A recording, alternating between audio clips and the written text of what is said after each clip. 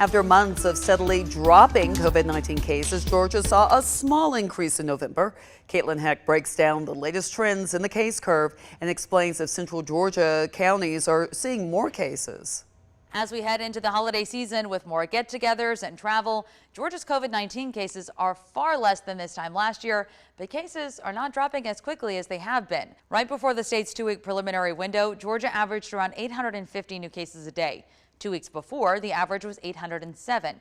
Now, it's not a major increase, but something to note as we head into the holidays where we saw cases surge last year. This time last year, Georgia averaged almost 3,200 new cases a day. The recent increase does not appear to continue into the preliminary window, though. The state's still collecting test results from that time frame, so we do typically see those tallies go up as the state figures in more cases. But when we see cases drop off within the preliminary window like this, we usually don't see any major upticks. This data from the Georgia Department of Public Health does not include numbers from Thanksgiving or Friday because the offices were closed. They'll get totaled into today's update. Bibb County is actually seeing a slight increase within the 2-week preliminary window.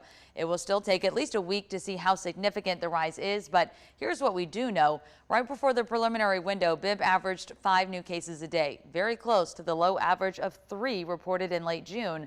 This time last year, Bibb's average sat more than 6 times higher at 31 new cases a day. And it looks like Houston County is recovering from the increase that started in late October. It was not a major spike in cases, with the average rising from 9 to 15 in mid-November. Right before the preliminary window, cases already started dropping again to 12 new cases a day.